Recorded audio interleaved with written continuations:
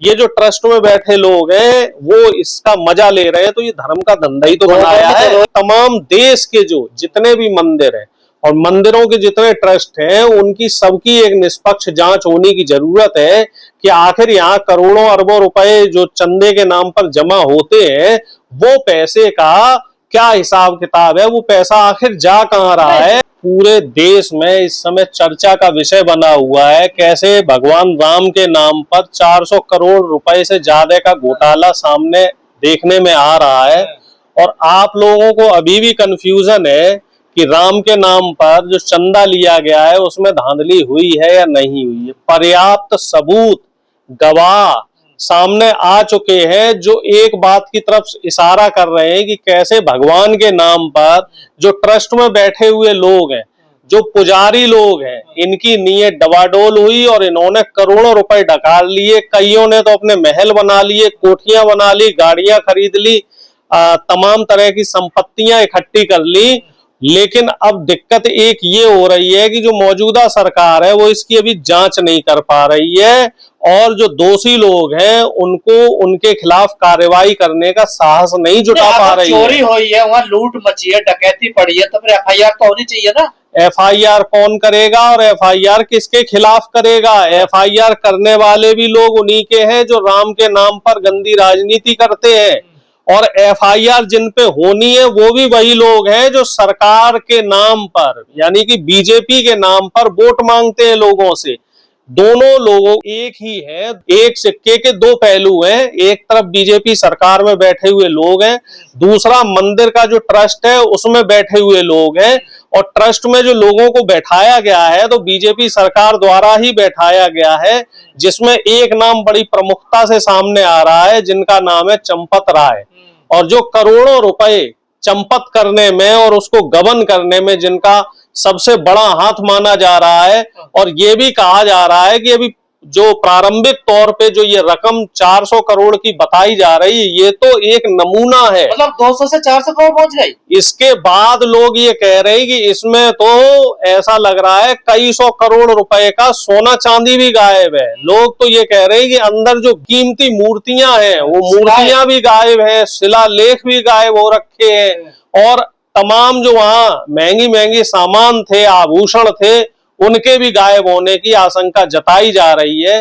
Trust क्या कर रहा है जब वहाँ लूट मच रही है राम मंदिर के अंदर? अरे ट्रस्ट ही तो लूट मचा रहा है श्रीमान जी, रक्षक ही तो भक्षक बने हुए हैं। और आपको जानकारी होगा इससे पहले भी भगवान राम के नाम पे एक ट्रस्ट बनाया गया था जिसकी जमीन के लिए जब ये मंदिर और इसका बाबरी मस्जिद का फैसला नहीं आया था उससे पहले विश्व हिंदू परिषद ने एक ट्रस्ट बनवाया था भगवान राम के नाम पर और उसके नाम पर पूरे देश भर से चंदा इकट्ठा किया था। और बताते हैं 1700 करोड़ रुपए का चंदा इकट्ठा हुआ था और उस चंदे का भी गबन इस ट्रस्ट वालों ने विश्व हिंदू परिषद के लोगों ने किया था और सरकार ने उस पर भी मिट्टी डाल दी। और उस केस में भी जो जनता का पैसा लूटा गया है उसकी भी अब तक कोई जांच पड़ताल नहीं की गई है। और मुझे ऐसा लगता है सरकार इस मामले में भी जो अभी ताजा मामला सामने आ रहा है इसमें भी मिट्टी डालने की कोशिश कर रही है, इसको भी बचाने की कोशिश की जा रही है। बना दी ना, देखिए एसआईटी तो एक फॉर्मेलिटी बनाई गई है, इसमें निष्पक्ष जांच कड़े तौर पे होनी चाहिए, सीबीआई के पास मामला जाना चाहिए, जांच एजेंसियां इसकी जांच करें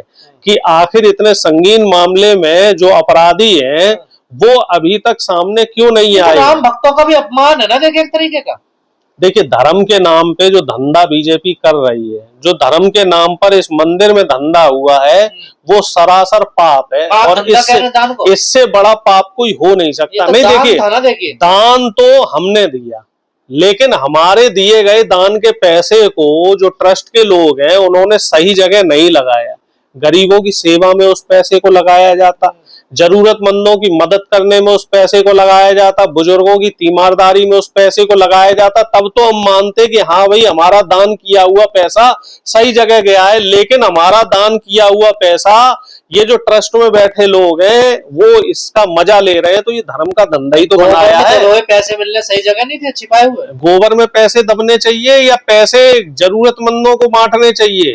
अभी तो राम मंदिर की बात हो रही है। एक तो मसला मैं आज देख रहा था, पता नहीं इसमें कितनी सत्यता है नहीं है, मथुरा के भी एक दो मंदिरों से ऐसी शिकायतें आई हैं कि वहां भी जो चंदा आता है उसमें भी घोटाले की खबरें आ रही हैं। और उन लोगों ने, वहां के कुछ लोगों ने, स्थानीय लोगों ने सरकार से निवेदन किया है कि जो मथुरा में बड़े लेवल पे जो चंदा आ रहा है तमाम मंदिरों में, उसकी भी जांच होनी चाहिए, क्योंकि वहां भी जो ट्रस्ट में बैठे हुए लोग हैं, जो पुजारी हैं, वो गड़बड़ी करते हैं। और मैं तो कहता हूं कि तमाम देश के जो जितने भी मंदिर हैं और मंदिरों के जितने ट्रस्ट हैं, उनकी सबकी एक निष्पक्ष जांच होने की जरूरत है कि आखिर यहाँ करोड़ों अरबों रुपए जो चंदे के नाम पर जमा होते हैं, वो पैसे का क्या हिसाब किताब है, वो पैसा आखिर जा कहाँ रहा है, चंदा चढ़ाया क्यों जाता है, उसका फायदा कौन ले रहा है, क्यों चढ़ाया जाता है, नहीं चढ़ाना भगवान को चाहिए। पैसा चाहिए, भगवान तो हमें पैसा देते हैं, भगवान को पैसे की जरूरत क्या पड़ी।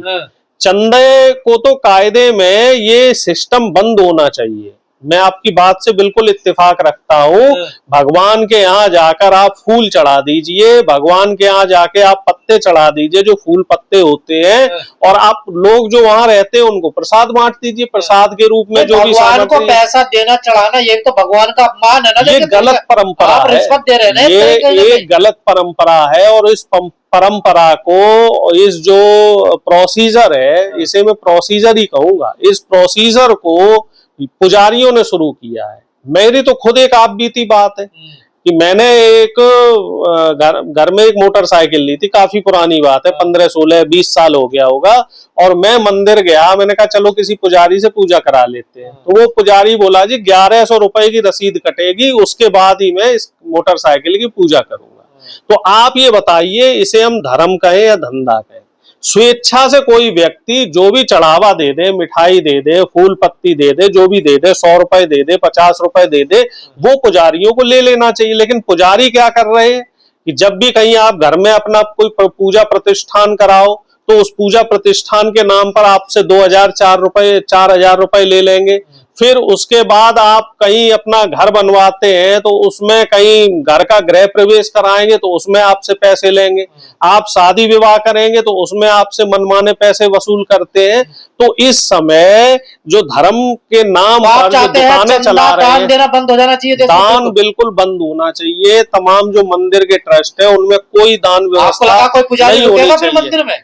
देखिए, पुजारियों को तनख्वाह पे रखिए ना, पुजारियों को जो मंदिर का ट्रस्ट है वो वेतन पे रखे, और उस वेतन का भी पूरा हिसाब किताब लिया जाए कि उनको कितना वेतन दिया जा रहा है। उनकी बकायदा परीक्षा होनी चाहिए। जैसे तमिलनाडु सरकार ने एक बहुत अच्छा सिस्टम बनाया हुआ है, वहां पुजारियों की परीक्षा होती है, उनकी योग्यता देखी जाती है, उनको जाति के आधार पर मंदिर में पुजारी नहीं बनाया जाता है कि कोई पुजारी है ब्राह्मण जाति का है तो उसका पुत्र चाहे वो उसको भी पुजारी बना दिया जाए।